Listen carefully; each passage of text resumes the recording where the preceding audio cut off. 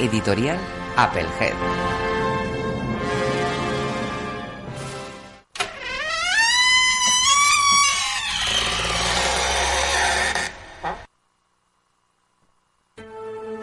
Stop censura.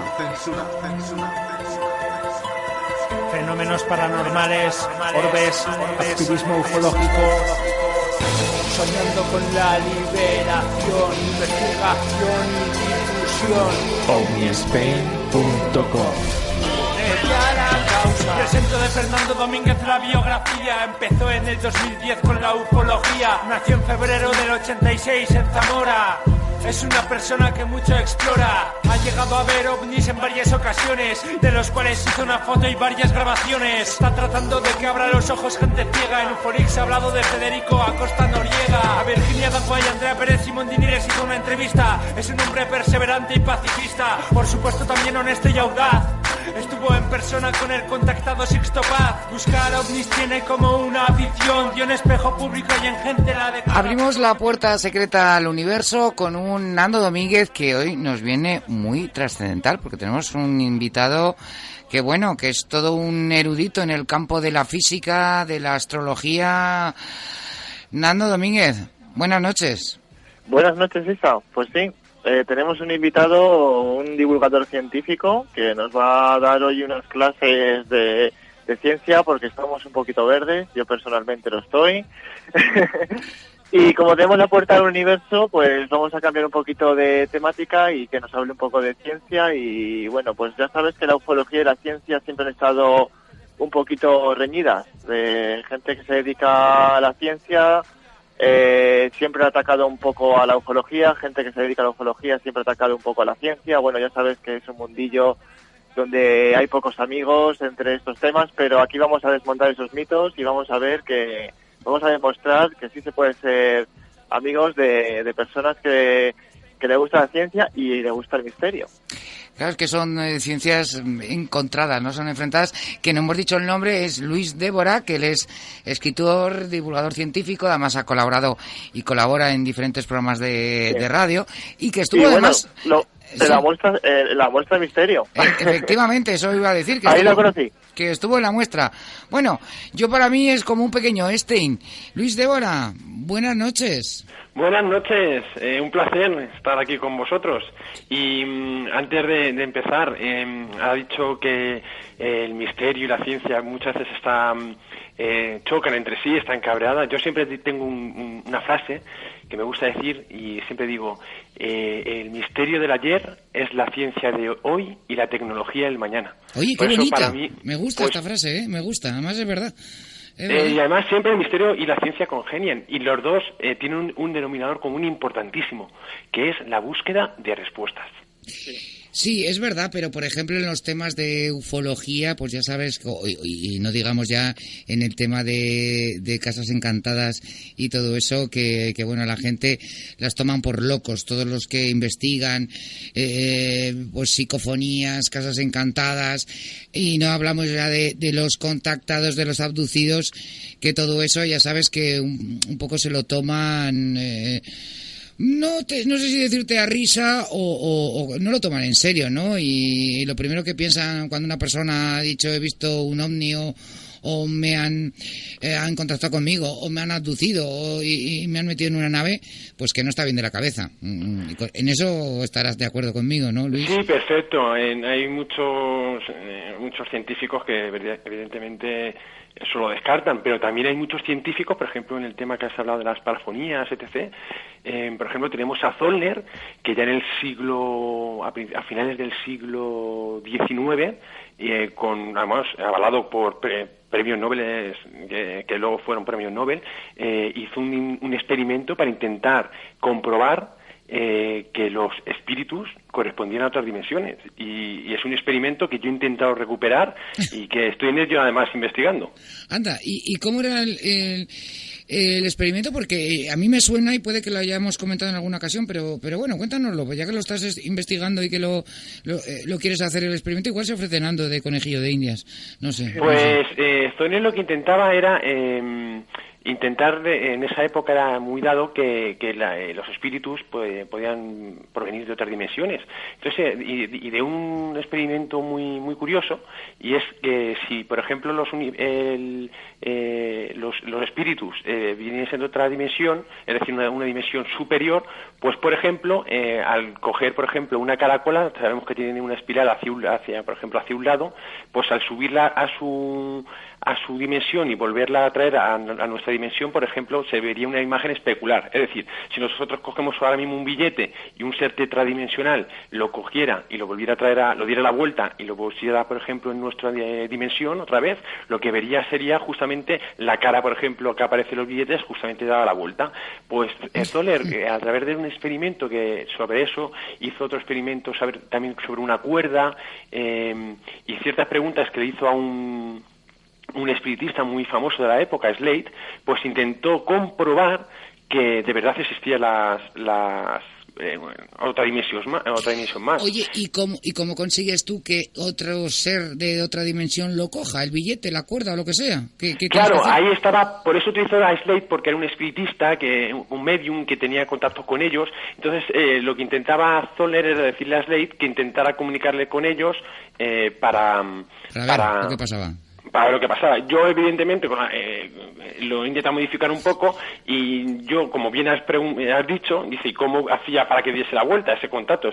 Entonces yo lo que he hecho es, si de verdad existen y están en otras dimensiones, lo que yo propuse es, vamos a intentar contactar con ellos, pero intentando, no que intenten ya contactar con las cosas directamente, porque eso a lo mejor puede ser más difícil, pero, por ejemplo, un ser tetradimensional podría adivinar, por ejemplo, cuántas monedas existen en una caja. Y yo ya he hecho un experimento a través de transcomunicación intentando, yo metía cierto número de monedas en una caja, el otro investigador metía otro número de monedas, las que él quería, entonces para que ninguno de los dos pudiéramos saber cuántas monedas había en global dentro de la caja. Sí. Y intentamos hacer preguntas, porque un ser tetradimensional sí tendría esa capacidad de ver lo que existe dentro de esa caja. Igual. Pero preguntas, ¿cómo lo hacías? ¿En una sesión como si fuera de espiritismo? Sí, pero a través de la comunicación, haciendo preguntas. Entonces, por ejemplo, un ser tetradimensional sería capaz de ver nuestro interior, nuestro cuerpo, exactamente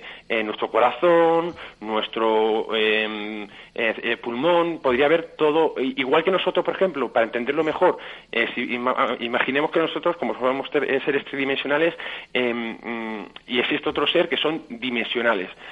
Vamos a imaginar un ser dimensional que sería, por ejemplo, un círculo. Por ejemplo, si nosotros nos ponemos a una altura elevada, para el circulito ese solo existe izquierda y derecha. Es decir, a nosotros que estamos arriba, él no nos ve porque ni ve profundidad. Sí. Pero en cambio nosotros podríamos ver, por ejemplo, todo su mundo. Si tiene una caja fuerte, por ejemplo, con 20 monedas, como sería un rectángulo con moneditas dentro, veríamos las que hay dentro. Él no las podría ver porque solamente ve izquierda y derecha. Pues extrapolando el tema, sería lo mismo, un ser tetradimensional. Nosotros tendríamos la imposibilidad de comunicar con ellos, pero ellos sí tendrían acceso a mucha información de nuestro mundo tridimensional que nosotros no tenemos. Y es lo que intentó hacer Zoller, y estuvo avalado además por científicos de la época de renombre. Algo así como hace Superman en las películas, ¿no? Sí, en la correcto. Que puede ver a través de la ropa y a través de todas las enfermedades y todo. Bueno, y más películas de este tipo, ¿no? Como Depredador y todas esas que detecta cuando alguien, me parece que detectaba cuando estaba embarazada Simone Weaver, ¿no? Me parece. Y la soltaba porque estaba embarazada. Pero bueno, en fin, ahora sí que estamos mezclando totalmente ciencia ficción con la realidad. Bueno, a mí me sorprende además, Luis, porque creo que tú, de hecho tienes una página web que es luisdevora.com, que a todo el mundo que les interese estos temas ahí está muy detallado y tienes muchos artículos, pero me sorprende porque tú no has estudiado una carrera de física, ni eres astrólogo, ni nada por el estilo. Tu profesión no tiene nada que ver con los temas. Eres un poco autodidacta, o un poco no, o totalmente. Y a mí me gustaría saber qué despertó en ti, cómo fue este paso y por qué te has decantado por estos temas tan complejos, además. Pues sí, podían decir que soy un aventurero del conocimiento y de búsqueda de respuestas, y más en un tema que me encanta, que es el tema del universo. Siempre me ha gustado desde pequeñito, y es verdad, no terminé la carrera no tengo astrofísica, pero sí que tengo una dedicación plena a todo esto, porque me encanta, y lo que intento es buscar respuestas, pero con el objetivo de intentar no creerme nada de lo que me cuentan y averiguarlo por mí mismo a través de las leyes de la física. Entonces, muchas de las leyes de las que nos dicen, de las que creemos, yo muchas de las que creo, y por eso me encanta mucho ser autodidacta, porque vas investigando tú, vas sacando tus propias conclusiones, y luego, una vez que creo yo mis ideas, también las comparto, porque el primero que quiere tirar por tierra mis propias ideas soy yo. Y para eso, para eso también necesitas que alguien las pueda leer y te pueda decir, pues mira, Luis, te has equivocado en esto, porque el primero que aprende soy yo, porque, vuelvo a repetir, soy un aventurero del conocimiento. Lo que me gusta es aprender y ir aprendiendo nuevas cosas. Entonces, muchas de las teorías que conocemos, pues para mí siguen un petitio principio. Es decir, ¿qué es? Dar por probado lo que queremos probar, y con ello probar todo lo demás. Es decir, damos por probado, resulta que los primeros instantes del universo son totalmente desconocidos. Pero sin saber cómo eran en esos primeros momentos, decimos que se creó un universo y en 3 dimensiones. ¡Qué casualidad! En 3 dimensiones porque somos las que es el ser humano.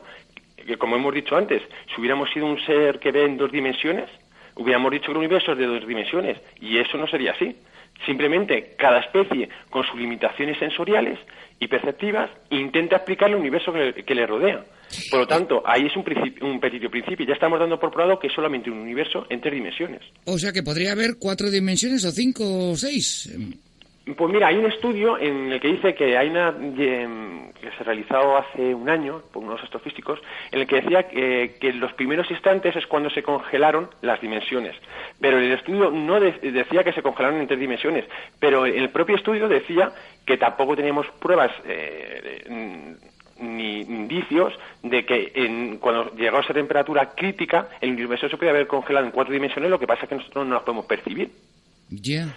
Claro. Y siguiendo con todos esos petitos principios, pues por eso me gusta indagar. Hice el libro de multiversos giratorios, hice una hipótesis nueva sobre la energía oscura, modificando, para mí, un petito principio que tiene la propia teoría de la relatividad, que es el tejido espacio-temporal. Einstein da por probado que es elástico, pero ese tejido espacio-temporal podría ser de otra manera, podría ser plástico. Sin conocer cómo es la estructura interna de ese tejido espacio-temporal, lo damos por probado que es elástico. Pero si fuera plástico, se podría crear espacio, y por lo tanto, lo que conocemos como energía oscura, que curiosamente es del 75% de la composición del universo, no sería tan misteriosa. Simplemente que los cuerpos con grandes masas, como los agujeros negros, crearían esa deformación remanente que crearía espacio. Madre mía, esto cuesta asimilarlo, ¿eh? Nosotros tenemos un oyente que se escucha varias veces el programa, que se le conoce en las redes como La Junglera, que ella a lo mejor, como se lo pondrá varias veces seguidas, al final lo captará. Pero es complicado porque has visto, Nando, que fíjate, desafía al propio Einstein, ¿eh? Una persona que no es física, ni astrónoma, ni es incomprensible, sí, ¿verdad? por la afición le ha llegado, a tener un conocimiento sobre esta temática impresionante, y es más, él me dijo que una de sus teorías también se le habían puesto en la Wikipedia. La verdad que, mira, oye, eso es un don, es un punto a tu favor, porque algo que una persona que no ha estudiado sobre ello se ha dedicado como un hobby y hace sus propias teorías, y esas teorías son aceptadas por muchas personas, pues la verdad que, oye, que enhorabuena. Pero bueno, Luis, o es que eres un superdotado porque eres muy inteligente, o estamos hablando, por ejemplo, de un genio como Einstein. Hay por medios, pues no sé cómo llegó a la teoría de la relatividad, etcétera, pero hay una serie de fórmulas de matemáticas que si no tienes esas nociones, yo creo que no sé, me da la impresión de que resulta imposible, ¿no? El replantear todo esto. mucho trabajo, mucho esfuerzo, dedicación y sobre todo un problema que tengo es que no me puedo acostar sin tener una duda en la cabeza, no me puedo acostar y tengo que analizarla, tengo que ver, mirar y no solamente leyendo. Mira, para hacernos una idea, ahora dentro de poco voy a sacar mi nuevo libro, seguramente a finales de verano, un nuevo libro que hablo de uno de los mayores, para mí el mayor enigma del universo, que hasta ahí puedo leer porque todavía no me dejan decir más cosas. Es que te iba a decir que ahora hablaremos de tu próximo libro, pero para hacernos una idea, solamente en bibliografía seguramente me habría gastado más de 1.000 euros. Caray, madre mía. Ya sé qué te pasa a ti, que tú dices que eres de Madrid, pero debes de tener alguna raíz aragonesa. Eres muy cabezón y te empeñas en una cosa y hasta que no la consigues resolver, no te acuestas. Correcto, además no me puedo dormir. Llega a tener temporadas que dormía con folios al lado porque se me ocurrían muchas ideas y según me levantaba, escribía y luego las analizaba para tirar por tierra mis propias ideas. Y muchas veces decía, esto no puede ser así por esto, pero cuando llegaba a ciertos caminos que se me van abriendo, que decía, vaya, y si esto es así, ¿quién me puede decir que no? Porque esto es un petito principio puro y duro.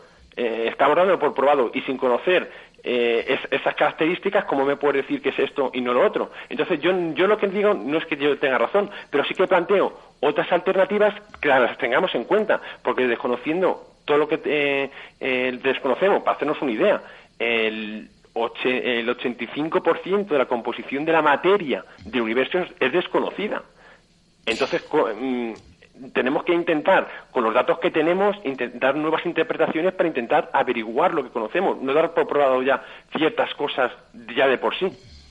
Eso me está recordando que, claro, al no tener esa formación y esos conocimientos básicos, pues hace que también pues que no estés contaminado por ninguna teoría ni por la cultura y entonces veas las cosas desde otro prisma diferente. Me estoy acordando de ese dicho, no sé si es verdad o tal, pero que un camión lo habrás oído, iba a pasar por debajo de un túnel y como era demasiado alto, pues no cabía y entonces se quedaba bloqueado, no podía, intentaban, salían de los coches, todos los demás, intentando empujar para arriba, para afuera, a ver si quitaban carga, a ver qué hacían, y de repente una niña pequeña, desde un coche, dice, ¿por qué no deshinchan las ruedas? Y dices, demonios, claro, pues si deshincha las ruedas, baja de altura y ya puede pasar tranquilamente, pero no se le había ocurrido a ningún adulto. No sé si lo habrás oído. No lo he escuchado, pero me parece muy buen ejemplo. Yo siempre digo un ejemplo que muchas veces parece que estamos mirando hacia una pared muy cerca y lo único que hay veces que hay que retroceder 3 pasos para atrás para tener una mejor perspectiva. Sí, claro. Entonces, bueno, me parece muy interesante, pero yo quería que nos volvieras a explicar otra vez esto de la hipótesis de la energía oscura de la teoría de Einstein. A ver, vuélvenos a explicar a ver si lo acabamos de captar. Dices que Einstein decía que el universo es elástico. Pues mira, esto es importante también porque, para empezar, nos podemos hacer una pregunta. ¿Está nuestro destino escrito en el tejido espacio-tiempo, según Einstein? Pues la teoría de la relatividad describe bastante bien los eventos del macrocosmos, es decir, lo que vemos, el mundo que percibimos, en donde la gravedad y la velocidad influyen en lo que observamos. Una de las consecuencias de la relatividad es que el ser humano no es capaz de observar todo ese espacio-tiempo en su totalidad, solo observamos una pequeña parte. La dirección con la que creemos que transcurre el tiempo depende del observador y, por lo tanto, todos esos eventos del universo están grabados en ese tejido espacio-tiempo. Podríamos decir que nuestro universo no es más que una estructura congelada, donde todo lo que sucede y lo que está por suceder ya está escrito. Tanto el futuro como el pasado está determinado y nadie puede cambiarlo. Por ejemplo, para que los oyentes nos entiendan, nuestro yo de 4 años y nuestro yo, por ejemplo, de 20 años y el que tiene, por ejemplo, 67 años, están ahora mismo coexistiendo todos a la vez, pero cada uno de ellos observa de forma distinta el espacio-tiempo. Como Regreso al Futuro, yo estoy todo el rato con películas, ¿no? Como Regreso al Futuro. Sí, lo que pasa es que no podemos ser conscientes de todos ellos, todos los diferentes estados al mismo tiempo, porque nuestro cerebro rompe esa coherencia, eliminando la posibilidad de interferencia. Entonces, yo lo que propuse es que como damos como probado que el tejido espacio-tiempo es elástico, para hacer en plan ejemplo, imaginemos una malla elástica, que es el ejemplo que siempre se suele poner, y ponemos una bola muy pesada. Entonces ponemos luego canicas y esas canicas se ven deformadas debido a esa deformación de la bola pesada y veremos cómo giran hacia la bola. Sí, porque alrededor ha deformado, se pegan a la bola, claro. Eso es, y eso es como lo entiende Einstein. Sí. Entonces esas bolas es lo que entendemos como ese peso que está ejerciendo la bola, esa masa, sería por ejemplo una gran estrella, es lo que Einstein llamó gravedad, que no es más que una deformación del tejido espacio-tiempo. Pero claro, Einstein la da que una vez que quitamos la bola, esa malla elástica vuelve a su estado y no pasa nada. Pero ¿qué pasaría si en vez de una malla elástica fuese, por ejemplo, como el filtro transparente que utilizamos, por ejemplo, para envolver los alimentos? Sí. Que cuando aprietas el dedo se queda una deformación remanente. Ya. Sí. Entonces, si dejamos, por ejemplo, una bola pesada, la misma bola pesada, en ese film estirado, al desaparecer la bola, como es un tejido temporal plástico, que se llama en este caso, habrá de dejar una deformación remanente, es decir, habrá quedado más espacio. Por lo tanto, lo que es la energía oscura no es más que grandes objetos estelares, como los agujeros negros, podrían llegar a un límite en el que deformaran el espacio-tiempo, creando una deformación remanente que crearía espacio. Claro, sería más grande el universo. Se iría expandiendo más rápido. Curiosamente, la energía oscura en los primeros años no había prácticamente. Ha ido avanzando poco a poco. En los primeros 5.000 millones de años la energía oscura no era tan patente como es ahora. Y curiosamente, si eso siguiendo con mi hipótesis, el número también de agujeros negros ha ido aumentando con el tiempo, porque han ido muriendo estrellas que se han ido convirtiendo, han explotado en supernovas y se han convertido en agujeros negros. Por lo tanto, al haber más número de agujeros negros, van deformando más ese tejido espacio-temporal y por lo tanto va habiendo más espacio y por lo tanto va habiendo más energía oscura. Pero el aire o sea, no pesa ni ocupa, es gaseoso, o sea, no sé, no estamos hablando de plástico, estamos hablando de se llama así. Estamos hablando de una manera para entender cómo es ese tejido espaciotemporal, porque hoy por hoy las características de ese tejido espaciotemporal son desconocidas. Estamos hablando, cuando me refiero al tejido espaciotemporal, es a donde está ahora orbitando alrededor, lo que está orbitando, donde está ubicada ahora mismo la Tierra y el resto de los planetas, lo que es el espacio. Pues Einstein lo entiende, ese es el tejido espaciotemporal en el que se mueven todos los objetos del universo. Ya. Oye, ¿cómo te rayas con esto, Nando? A que sí, a que te rayas mucho. Yo debería bajarme, una vez se emita este programa, que me estoy viendo ahora, debería bajarme el podcast para volver a enterarme un poquillo de lo que me está contando Luis, porque para mí es una cosa que para mí es todo nuevo y estaba tomando un poco de notas. No, estupendo. Ya te digo, como hace Junglera, que le mandamos un beso desde aquí, que se toma notas ya y todo, bajar el podcast otra vez porque claro, nosotros somos muy novatos en este tema. Pero vamos, me parece súper interesante lo que nos está contando. Y yo tengo unas dudas, unas preguntas. Pregunta. Ya metiéndome en tema de misterio, que es para Luis, que qué opina de, por ejemplo, de los ovnis o las apariciones marianas o todas las apariciones de estos seres. ¿Qué opinas de que pueden llegar a venir de otra dimensión? ¿Por qué ellos son capaces de traspasar esas dimensiones y nosotros no?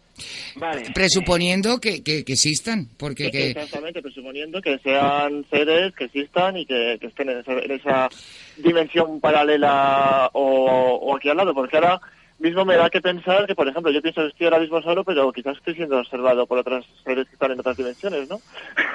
Yo, hombre, yo tendría que haber todavía realizado mucho más experimentos sobre el experimento Zollner y sobre el tema. Yo en la primera prueba que hice no salió nada, ya lo digo, y del tema de seres dimensionales, de momento la prueba salió negativa totalmente. Tema OVNI.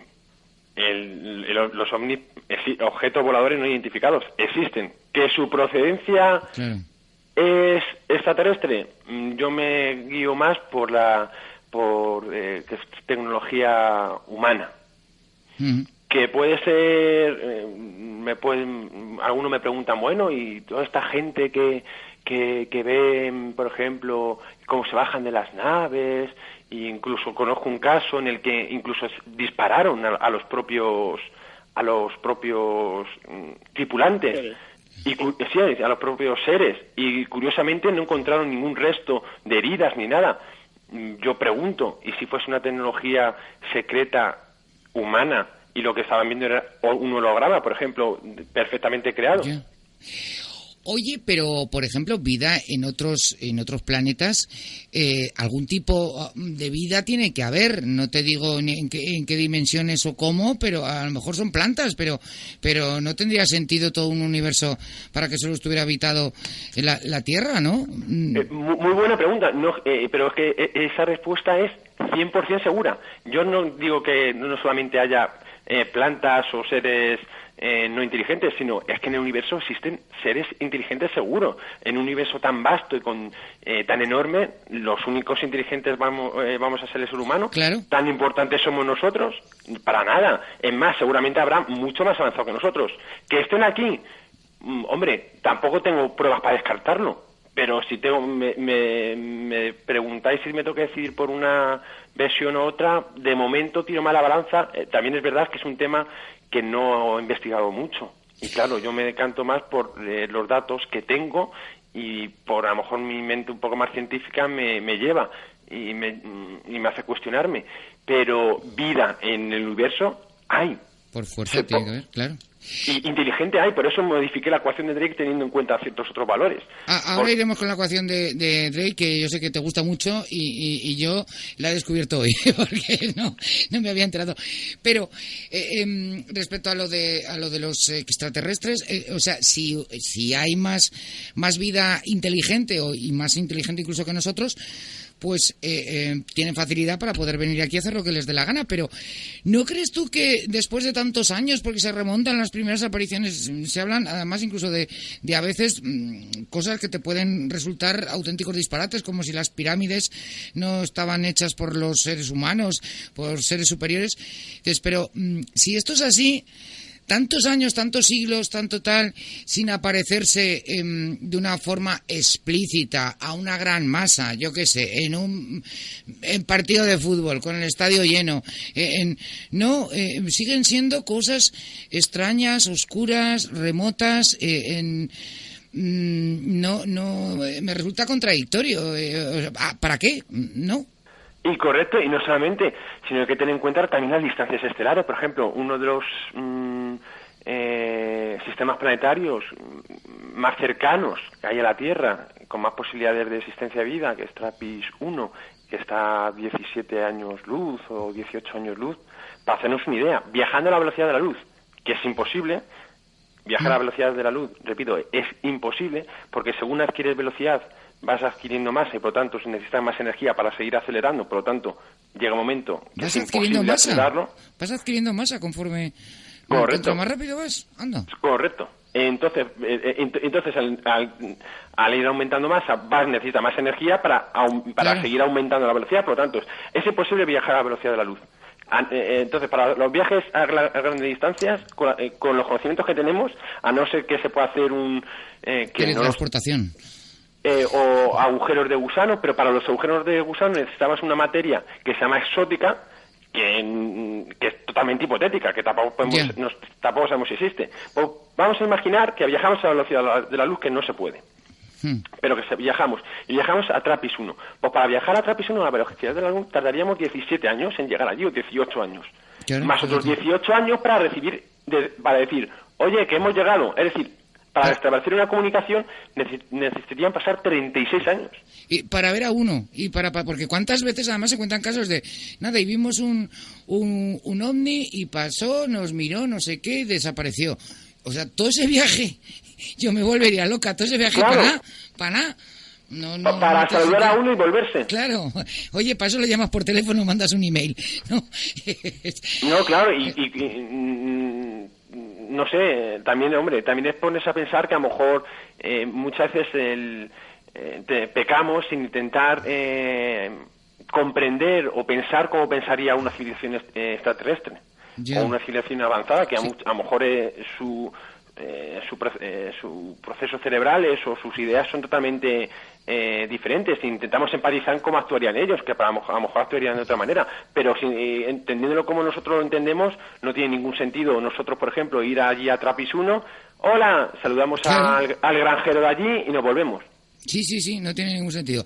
Y luego también habría que saber con qué intenciones, ¿no? Porque podrían ser agresivos, podrían querer pues, utilizarnos a nosotros de esclavos, en fin. Bueno. Es que en este tema hay de todo, sobre todo el tema de conspiración. Yo una cosa que siempre me llama mucha atención es que lees y ves que hay, al parecer, en la Tierra ya hay 7, 8, 18, no sé cuántas especies inteligentes desde aquí.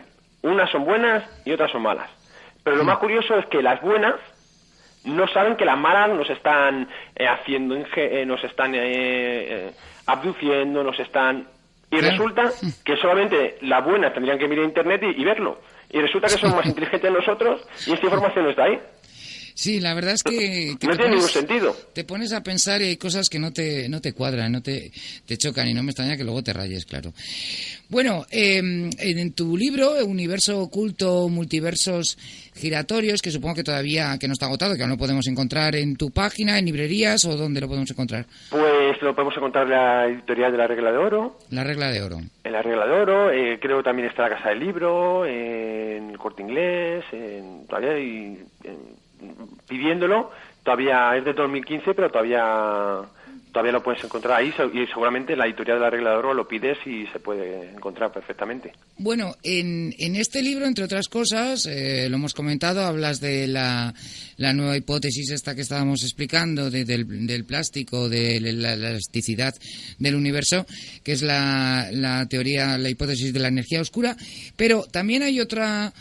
Modificas, nada menos, eres tan valiente, modificar la ecuación de Drake. Es algo que nos tiene intrigados. A ver, explícanos. Pues sí, mira, la ecuación de Drake es una fórmula que fue desarrollada en 1961 por el radioastrónomo y presidente del Instituto SETI, Frank Drake, y que tenía como objetivo estimar aproximadamente la cantidad de civilizaciones avanzadas que podrían emitir ondas de radio en nuestra galaxia. Pues esta ecuación está basada en ciertos parámetros que Drake estimó significativos para una probable comunicación entre civilizaciones avanzadas. Pues según el optimismo con el que se estime cada parámetro, pues el resultado de la ecuación va desde 10 civilizaciones extraterrestres por año hasta una sola en millones de años. Y en la fórmula, por ejemplo, Drake estimaba, por ejemplo, el número de civilizaciones que podrían comunicarse en nuestra galaxia. Pues aquí Drake estimó más o menos que eran 10 posibles. El ritmo anual de formación de estrellas adecuadas en la galaxia. Pues aquí Drake calculó que se formaban unas 10 estrellas cada año. Luego la fracción de estrellas que tiene planetas en su órbita. Pues Drake estimó que la mitad de esas estrellas tenían planetas en su órbita. Pues así poco a poco ideó una ecuación. Pues como pasaron ya más de 50 años que Frank Drake formulara su famosa ecuación, pues en estos años todavía no se ha logrado contactar, como hemos dicho, con ninguna civilización extraterrestre. En cambio, ha mejorado mucho la forma de observar nuestro firmamento, gracias a la tecnología, y se han logrado grandes avances en el campo, por ejemplo, de la astrobiología. Sí. Pues los nuevos conocimientos sobre nuestro universo permiten una revisión, por lo tanto, de esta ecuación. Y por eso me aventuré a realizar una modificación teniendo en cuenta factores como la posibilidad de existencia de vida postbiológica, que siempre ahora olvidamos. La vida postbiológica me refiero a la inteligencia artificial. Porque posiblemente, como decía Stephen Dick, que es un astrobiólogo, el siguiente paso evolutivo del ser humano sea la inteligencia artificial. Qué miedo. Es más, si nos damos cuenta, cada vez dependemos más de los aparatos electrónicos. Y como se revelen un día, vamos, lo tenemos claro. Incluso luego de la ecuación, perdona que te haya cortado, también valoro que haya otros universos, otras dimensiones ocultas. Entonces creé una ecuación teniendo en cuenta todos estos factores y calculé, por ejemplo, ciertos factores que no tenía Drake en cuenta. Por ejemplo, uno de los factores que no tenía en cuenta, Drake estimó, una de las cosas que tengo en cuenta es la fracción de tiempo del universo donde se dan las condiciones adecuadas para la vida. Por ejemplo, la fracción de tiempo equivale, yo lo puse, T dividido entre 13.800 millones de años, que es la edad del universo, donde T es el tiempo que lleva el universo en condiciones aptas para la vida, porque nuestro universo no siempre ha presentado las mismas condiciones. Ya, claro. Claro. Sí, dime, perdona, dime. No, ¿qué te he contado? Perdona, Isabel. No, que no siempre ha estado en las condiciones óptimas, que antes se hablaba de que a años luz había un glaciar y ha habido todo, o fuego, o hay muchas teorías, pero ¿cómo se calcula el tiempo? ¿A qué distancia, cuántos millones de años? ¿Cómo se calcula eso? Pues yo lo que hice, claro, como las condiciones no han sido siempre adecuadas, pues actualmente las constantes fundamentales de la naturaleza, la materia oscura, la energía oscura, la materia bariónica, o las interacciones fundamentales, es decir, la gravedad, el electromagnetismo, la nuclear fuerte, la nuclear débil, pues se encuentran ajustadas con una gran precisión que han permitido que el ser humano haya podido surgir. Sin esas condiciones no habría vida. Pues esas condiciones finamente ajustadas parecen necesarias para la presencia de vida en el universo. Por ejemplo, hace más de 5.000 millones de años, como hemos dicho, la energía oscura no tenía el protagonismo que tiene en la actualidad. También en el 2010 se descubrió que la constante de la estructura fina no era igual en todo el universo y parece indicar que ha evolucionado con el tiempo. Los seres vivos igualmente requieren de una mezcla importantísima, de elementos pesados, y para ello son necesarias que hayan varias generaciones de formación de estrellas capaces de producir las cantidades dentro de esas estrellas, a través de la fusión nuclear, cantidades necesarias de elementos pesados para la formación de planetas rocosos. Por ejemplo, en los primeros instantes del universo, las estrellas solo estaban formadas por helio, hidrógeno sobre todo, y helio. No había más. Es decir, era imposible que hubiese planetas rocosos. Entonces, en los primeros instantes de vida del universo, si solamente había hidrógeno y helio, y es imposible que hubiese planetas rocosos, es imposible que hubiese vida. Por eso tengo ese factor en cuenta. ¿Y cómo sabes que solo había helio y hidrógeno? Pues eso, las teorías actuales sobre cómo se creó el universo en el Big Bang hicieron los cálculos necesarios calculando la metalicidad de todas las estrellas y calcularon que no había que había pocos elementos pesados, que había mucho de hidrógeno, que cómo se podían haber creado. Entonces, las teorías físicas y los cálculos indicaban que en los primeros instantes del universo solamente podía haber hidrógeno, helio y trazas de litio. Y claro, se preguntaron, ¿y dónde salen el resto de los elementos pesados? Luego salió otro gran astrónomo, otro gran astrofísico, y descubrió que el resto de los elementos pesados se creaban dentro de las estrellas a través de fusiones termonucleares. Por ejemplo, para hacernos una idea, por cada 4 átomos de hidrógeno se forma uno de helio, y en nuestra estrella ahora está fusionando, por ejemplo, helio y forma otros elementos más pesados. Por ejemplo, para hacernos una idea, el oro, ahora si nos miramos todos los que tenemos algún colgante de oro o tenemos algún anillo de oro, el oro se creó cuando han muerto 2 estrellas, han explotado en supernovas y se han convertido en estrellas de neutrones. Pues cuando esas estrellas de neutrones chocan es cuando se produce el oro. Es decir, lo que tenemos aquí en nuestras manos, que es oro, es la muerte de 2 estrellas que posteriormente han chocado entre sí. ¿Y han caído a la Tierra?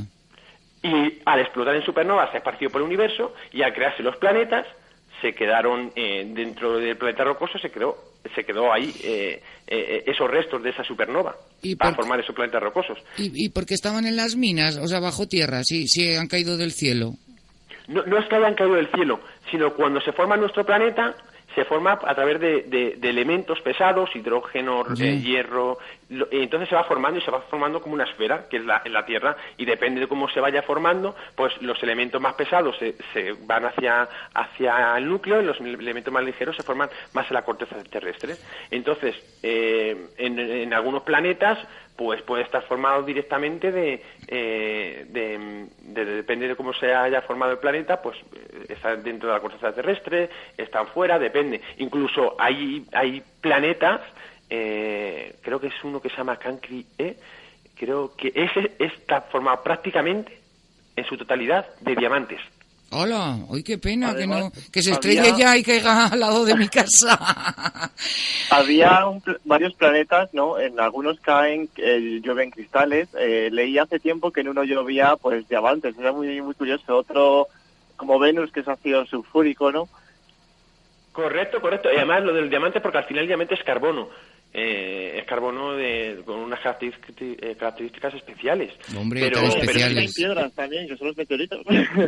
Pero no solamente tenemos, es que muchas veces los sorprendentes del universo, hay otro planeta que tiene hielo ardiendo. ¿Hielo Es decir, ardiendo? Correcto, se llama Helio 7. Dependiendo de las condiciones de temperatura, de presión del agua, se puede convertir en hielo. Y hay una estrella, un planeta, que está muy cerca de su estrella, mucho más cerca que Mercurio, y es un planeta en el que tiene agua. Pero tiene tanta cantidad de agua que está totalmente presionada, formando Helio 7, y tiene helio a una temperatura que supera los 150 grados centígrados. Toma, ya cualquiera está ahí. Qué calor. Es decir, y se considera hielo. A lo mejor mucha gente no habrá oído muchas veces de este tema, pero puede existir el hielo a temperaturas superiores a 100 grados. Madre mía, qué complejo y qué interesante a la vez, ¿eh? Sí, qué curioso, ¿no? Qué misterios hay ahí arriba.